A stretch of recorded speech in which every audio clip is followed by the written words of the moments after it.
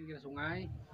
Jadi kalau pagi itu saya mandi sebelum ke sekolah, mandi di sungai karena air masih berwarna hijau, masih jernih. Tahun berapa itu? Itu sekitar tahun 96 saya mulai sekolah kelas 1. Mhm. Nah, di jam 6 itu mandi karena air masih bersih. Terkadang juga bawa ember untuk air minum karena air masih bersih waktu itu. Nah, kalau di seberang sebelum saya sekolah atau setelah pulang sekolah itu saya pernah ikut nenek naik perahu dan suasana di pagi itu banyak sekali perahu yang menyeberang. Mendayung atau Iya, motor? mendayung. Jadi tidak ada suara bisik ya. Iya, kalau berisik itu suara ketek karena belum ada jalan darat, jadi orang mau ke kota lewat sungai zaman itu pada masa itu. Nah, kalau tahun 60-an 70-an ayah saya bercerita itu ke kota Jambi itu dayung. Ya, itu Berapa dayung. lama? Itu kalau mereka berangkat sore dan sampai ke kota Jambi pagi. Jadi satu malam. Iya, satu malam kalau mendayung dari Desa Muara Jambi ke kota Tanpa Jambi. lampu, tanpa Ya dia bawa senter, Ibu. senter. Dan ada lampu di tengah perahu. Lampu minyak atau? Ya, lampu minyak. Nah, kalau di seberang itu belum ada stockpile batu bara, belum ada yang penampungan minyak, CPO itu. Jadi di pinggir sungai itu banyak pohon mangga dan di belakang pohon-pohon mangga itu sawah, semua sawah. Dan nenek saya juga punya sawah dulu di seberang sungai, seberang desa. Jadi pernah ikut. Nah, jadi kalau setelah pulang sekolah jam 10 itu saya sama kawan-kawan numpang di ketek pelayangan yang antar jemput nyebrang sungai itu, dan setelah itu berjalan sampai 5 kilo sampai 10 kilo untuk mencari mangga karena di pinggir sungai itu kan mangga hutan, bukan mangga yang seperti sekarang pohonnya besar. Jadi ada yang memanjat dan mencari mangga itu di dalam semak-semak itu, dan waktu itu kita tidak takut ular, tidak takut ini karena memang main seru-serunya bermain itu, Ibu. Tapi pohon mangga itu milik orang atau liar? Sebagian itu milik liar tetapi dia tidak dijaga, siapa yang mau ambil silakan. Kadang dilempar dan pulang kadang sore, kadang tengah hari pulang, dan sampai kadang jalannya sampai ke desa yang ada di seberang itu, desa Tebak Patah itu jalan kaki. Dan sore pulang itu main sepak bola sekitar jam 3. Nah, jam 5 itu mandi berenang ramai-ramai di sungai. Atau sekarang sudah tidak ada lagi. Dulu di pinggir sungai itu tanah liat itu dilicinkan jadi seperti waterboom itu. Karena kita tidak punya waterboom, jadi waterboomnya itu di pinggir sungai itu bisa meluncur seperti itu. Pakai daun, pisang? Tidak, itu kita telanjang. Karena tanah liat itu licin ke pinggir sungai itu, jadi langsung melongsor seperti itu, Ibu. Cuma laki-laki atau perempuan juga ikut? Perempuan juga ikut sebagian, dan ada juga yang karena masyarakat ada gelasnya yang jatuh di sungai, ada yang buang gelas pecah, piring pecah itu, jadi ada yang pantatnya terkena beling itu, Ibu. Dan sekarang tidak ada lagi anak-anak yang main selongsoran di pinggir sungai itu. Karena di pinggir sungai sekarang lebih banyak sampahnya daripada dahulu. Dahulu masih cukup bersih, dan kondisi pinggir sungai pun juga sudah berubah. Sekarang ada sebagian itu agak curam karena pinggir sungai terus terjun ke sungai, erosi seperti itu. Terus kapan mulai terjadi perubahan di seberang sungai? Awalnya itu sekitar tahun 1999 atau tahun 2000 itu mulai orang membuka itu yang bukan stockpile tapi PT SAP itu yang untuk penampungan CPO. Nah, jadi itu menutupi jalur yang biasa kami tempuh. SPO. CPO, crude palm oil. Oh ya. Jadi jalur kami yang biasanya untuk lewat ke ujung itu tertutup oleh pagar PT yang menampung minyak CPO itu. Nah, kemudian 2000, saya tidak tahu lagi 2000, sekitar 2003, 2005 dan seterusnya. 2010 itu kiri kanan sudah mulai banyak lagi ini apa namanya? Stokpile batubara itu. Nah, di situ kalau Katanya dibeli tanahnya oleh bagaimana? iya, karena dibeli oleh dari masyarakat. Karena mereka beli kalau tahun 2001 itu harga tanah itu dibeli sama orang Tionghoa itu sekitar 20.000 1 meter. Kemudian naik dan sekarang mungkin sudah sampai 80.000 100.000 per meter. Jadi orang-orang tergiur untuk menjual tanahnya karena bisa mendapatkan uang banyak.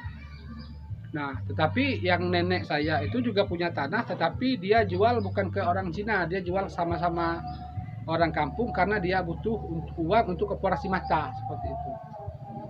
Nah, dan di situ saya juga sangat menyesali sekarang ataupun 10 tahun yang lalu karena orang sibuk dengan debu batu bara. Nah, padahal saya dalam pikiran saya sebenarnya kita tidak bisa menyalahkan yang punya stokpil batu bara itu sendiri karena kesalahan kita. Kenapa kita kasih jual lahan kita ke mereka? Dan di sisi lain itu menjadi menjadi ironinya karena salah kita sendiri. Kenapa kita yang jual lahan kita ke mereka? Coba kita bikin kebun, kita bikin kebun misalnya semua di pinggir sungai yang di seberang itu kita ganti katakanlah dengan pohon karet. Otomatis pohon karet kan tidak merusak tanah seperti pohon sawit. Jadi sekarang masyarakat pasti tinggal menerima hasilnya saja. Dan tidak banyak, dan ada juga dulu yang di pinggir sungai itu pohon karet yang juga dijual ke orang untuk bikin tempat stokpile batu bara itu.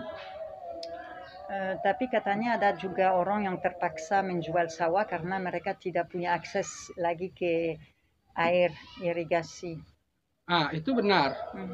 Memang itu karena kesalahan yang orang di awal, Ibu.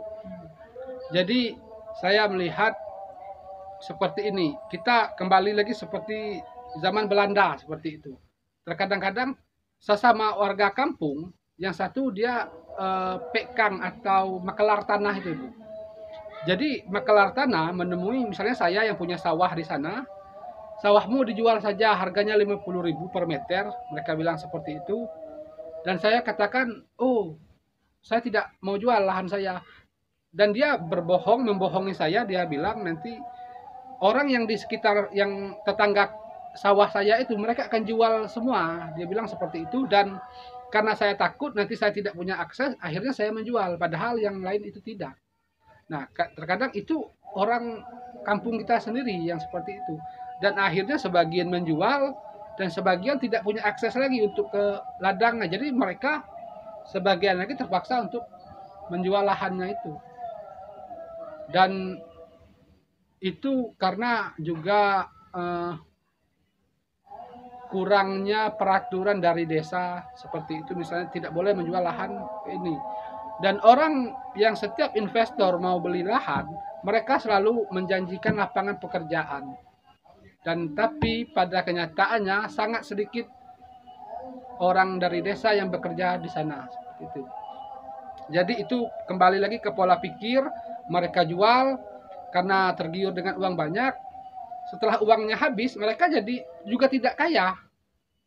Jadi sangat penting untuk menjaga lahan seperti itu. Nah, kalau Jadi ini warisannya. Iya. Jadi seperti sekarang ini desa ini tinggal seberang sini, seberang sana sudah sangat sedikit lahan yang dimiliki oleh masyarakat. Padahal seperti mereka itu, katakanlah orang tua saya itu biasanya dia dapat lahan itu dari neneknya seperti itu. Jadi baru 4 keturunan sudah habis seperti itu. Kebanyakan seperti itu. Dulu awalnya seperti saya, buyut saya buka lahan, bikin kebun, kemudian turun ke orang tua saya, turun ke saya, dan saya menjualnya. Dan itu kebanyakan seperti itu. Jadi itu tidak bisa terjaga dan akhirnya memberikan dampak buruk juga karena seperti stockpile batubara itu. Kita tidak bisa menyalahkan investor itu sendiri karena kesalahan kita adalah kita yang kasih lahan kita ke mereka. Tapi apakah sekarang orang sudah mengerti dan tidak berani jual tanah yang ada di seberang sungai ini atau? Sekarang itu masih ada orang yang bersawah di seberang sungai yang tanahnya belum dijual. Nah, tapi di sini maksudnya tanah yang ada di Nah, kalau di sini sebenarnya itu sudah hampir di awal pangkal desa di Sungai Senong itu, di dekat Candi Kedaton. Itu sudah mau dibeli sama yang untuk bikin kebun kelapa sawit. Tetapi karena masuk cagar budaya dilarang oleh BPCB. Dan saya pernah berbicara langsung dengan orang Makelar itu, orang kampung. Mereka bilang mereka marah karena BPCB melarang mereka untuk menjual tanah itu. Padahal kan tanah masyarakat, dia bilang seperti itu. Padahal kalau itu dijadikan kebun sawit, katanya kita bisa jadi satpam, jadi ini. Dan saya berpikir alangkah sungguh kecil sekali, sempit sekali pemikiran kita memberikan tanah kita agar kita jadi satpam di situ. Dan itu sangat disayangkan sekali. Tetapi kalau sekarang itu kalau mau orang-orang investor mau beli lahannya pun sudah semakin sedikit. Tapi kalau sawah yang di belakang itu tidak bisa dijual karena itu tanah milik desa. Dan waktu kecil Mas, apakah sudah tahu itu ada warisan Buddha, semua puin-puin apa yang ada cerita waktu main di seberang atau di sini atau?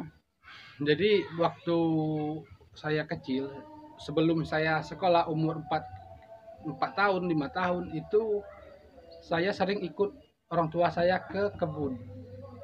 Jadi orang tua saya itu dia petani, bapak saya itu dia punya pohon duren, pohon duku, dan menanam rambutan.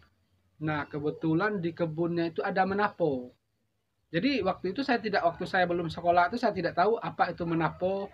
Tetapi saya bermain di atas menapo itu. Sudah disebut menapo ya? Iya, sudah disebut menapo. Bapak bilang itu kita kerja di menapo, di dekat menapo katanya. Karena kebetulan kebun menapo yang di tanah orang tua saya itu di pinggir kanal itu, Ibu. Sungai Jambi itu. Saya ya lihat batu bata, banyak batu bata. Kenapa banyak batu bata di kebun saya itu? Tetapi saya tidak bertanya dan di sampingnya itu ada sumur besar. Ada sumur mungkin diameternya sekitar 10 sampai 20 meter. Dan sumur yang sama juga saya temukan di kebun orang tua saya yang lainnya. Dan setelah tamat SMA, saya mulai bergabung dengan seperti Mas Brata, Mas Ahok. Selain karena ini adalah warisan, saya juga rasa ingin tahu untuk tentang candi ini. Jadi belajar, dan sebelum saya bergabung dengan mereka pun pernah ada syuting video klip di candi dan mereka pasang lighting, saya juga datang untuk memotret itu. Siapa yang syuting? Itu artisnya Iki Nurjana waktu itu. Dan saya melihat candi itu kalau dikasih lampu indah sekali. Karena HP belum secanggih sekarang, jadi saya potret. Sebelum ada Facebook itu ada namanya Friendster itu. Nah, dulu saya pernah pakai dan saya posting fotonya di situ. Nah, kalau tahun berapa ini? Itu 2008. Nah, kalau saya masih TK, waktu belum sekolah, itu memang TK itu sering ngambil buku lapor di kolam Telagorajo itu. Nah, jadi setiap hari Minggu, itu orang dari kota Jambi, karena belum ada transportasi darat, orang naik ketek itu, Ibu. Pakai ketek itu sampai 10-15 ketek yang datang ke Jambi. Dan saya juga pernah menyewakan tikar. Waktu saya kelas 1 SD itu pernah menyewakan tikar untuk pengunjung candi itu.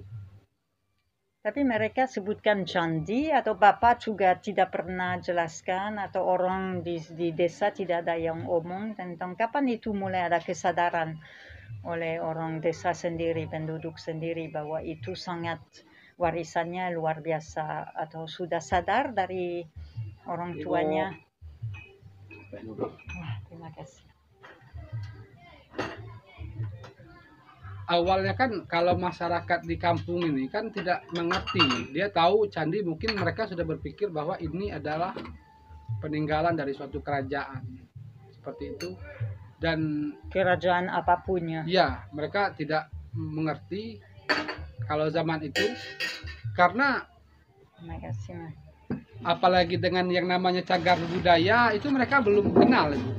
Oleh karena itu mereka dulu mengambil batu bata candi itu untuk dijadikan tangga rumah, ada yang bikin rumah, bikin masjid. Nah, setelah pemerintah datang, ini adalah cagar budaya dan seperti Candi Tinggi direnovasi lagi. Nah, setelah itu tidak ada lagi masyarakat yang mengambil batu bata itu. Kira-kira kapan, masih ingat tahunnya? Tahun apa? Ya, waktu itu betul-betul ada kesadaran dan dari pemerintah dan tidak diambil batu lagi. Nah, mungkin itu sejak Candi Tinggi itu dipugar itu, Ibu. Tapi kapan itu, Mas Borjo tahu Candi Tinggi? Candi Tinggi dipugar itu tahun 1978. 1978. 78. Iya. Dan sebelum 1978 itu kan pemerintah membebaskan lahan.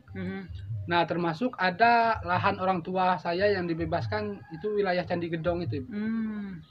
Jadi, tapi masa kecil, jadi sudah sadar ada sesuatu yang terjadi. Kalau itu kan saya belum lahir, itu kan cerita Ya, dari orang makanya tua. ya. Kalau gairah untuk ingin mempromosikan candi itu dari saya tamat sekolah itu, karena saya ajak teman saya di kampung saya ada candi seperti itu, karena saya sekolah di kota. Hari Minggu libur, ajak mereka ke sini. Walaupun saya belum tahu ini candi peninggalan agama apa, ini dibuat kapan. Nah, setelah 2010 bergabung sama Mas Brata, Mas Borju, Mas Ahok itu baru mulai belajar itu, karena ada rasa ingin tahu dan ketertarikan dengan sejarah. Dan waktu kecil ikut orang tua di kebun juga bermalam di rumah panggung di Kebun? Ya. Kalau biasanya kalau menginap di kebun itu ketika musim durian atau musim duku. Dan suka rasanya ya. Ya, karena sampai sekarang terkadang ada rasa rindu untuk tidur di kebun, karena kalau kita di rumah bangun tidur kita dengar suara motor. Kalau di kebun dengar suara burung, suara yang seperti riang-riang seperti itu. Jadi suasananya tetap berbeda. Terus tidak tidur lagi di kebun sekarang? Kalau musim dukunya agak banyak, itu tidur di kebun. Dan kadang sudah 2 tahun ini tidak benar lagi, tapi sebelumnya siapa yang menginap di kebun itu numpang ikut menjaga di kebunnya dan tidur di sana. Karena suasana. Kenapa harus tidur di kebun? Karena kadang ada rasa rindu ketika masih kecil itu pernah tidur di kebun. Ya, tapi buat apa dulu tidur di kebun? Kalau dulu itu pernah ikut kakek karena menjaga duku, jadi tidur di kebun. Kenapa harus menjaga duku, ada apa? Karena ada kalong itu, kalau yang makan duku itu, jadi hasil dukunya bisa berkurang karena dukunya dimakan kelelawar itu. Dan tidak takut ada harimau, ada babi, apa macam-macam ular waktu tidur? Atau justru jadi petualangan, senang sebagai anak, karena anak kadang-kadang suka rasa suasana sedikit takut ya. Ya, kalau musim duren seperti itu kan sudah jadi kebiasaan. Nanti duren jatuh sama kakek seperti itu, sama-sama bawa senter ikut mencari duren itu, tetapi tetap pakai sepatu. Dulu kan saya kecil kan ada sepatu boot yang kecil. Nah, untuk kalau ada ular. Nah, kalau babi biasanya dia bersembunyi di sekitar pohon duren, tetapi kalau ketika ada orang datang dia akan lari. Berbeda lagi dengan beruang. Beruang masih? Iya, waktu itu beruang masih banyak. Dan mereka ganas atau? Iya, mereka ambil duren. Tapi tidak bisa menyerang manusia. Kalau bertemu seperti itu, Hmm. biasanya tidak kejadian, mungkin tidak ada kalau beruang menyerang manusia, tetapi banyak orang kampung yang ketemu durian yang sudah dimakan oleh beruang seperti itu. Beruang masih ada atau? Sekarang masih ada, Ibu. Oh ya, Satu satu dua itu masih ada kalau tapi beruang. tidak banyak ya. Tidak banyak. Orang dibunuh dulu atau tidak? Dulu tidak pernah ada kejadian kecuali harimau itu. Harimau jadi dulu masa kecil masih ada. Tidak ada lagi. Tetapi cuman ada cerita-cerita dari orang tua seperti Jadi itu. cerita seperti apa misalnya? Sebenarnya kalau harimau pernah sebelum sekitar 2005 2006, jadi bukan di kebun saya. Jadi ada kakek tua namanya Datuk Yaman. Dia menginap di kebunnya. Ketika duriannya jatuh satu, dia menunggu untuk jatuh lagi satu lagi, jadi dua, baru dia ambil seperti itu. Ketika durian yang kedua jatuh, dia pergi cari dan dia tidak menemukan duriannya itu, Ibu. Nah, setelah itu dia kembali ke pondok, tidur lagi, dan dia bangun lagi sekitar jam 3 subuh. Dia pun menunggu satu durian lagi, duriannya jatuh, tunggu satu lagi baru dia cari seperti itu, karena biar sekalian dapat dua seperti itu. Setelah yang kedua jatuh, dia cari lagi, tidak ada lagi, juga tidak ada duriannya itu. Dan yang terakhir, dia bilang kalau durian jatuh lagi satu, dia akan langsung ambil. Dia bilang dia sudah berniat seperti itu. Dan ketika durian itu jatuh, dan dia langsung cari, dan dia melihat harimau yang membawa duriannya pergi. Jadi dia pulang ke pondok, dan besok malamnya dia tidak tidur di kebun lagi. Takut. Iya. Dan saya bertanya kepada orang tua saya, kalau harimau itu melihat datuk itu, melihat kakek Yaman itu, apakah datuk itu akan dimakan sama harimau itu? Dan bapak saya bilang, durian itu lebih enak daripada kakek itu. Itu lebih enak durian. Iya, itu sekitar 2005 2006, dan kakek itu saya sering beli martabak karena dia jual martabak. Saya beli martabak kakek sama kakek itu. Dan dia sekarang sudah meninggal, tapi saya ingat wajahnya.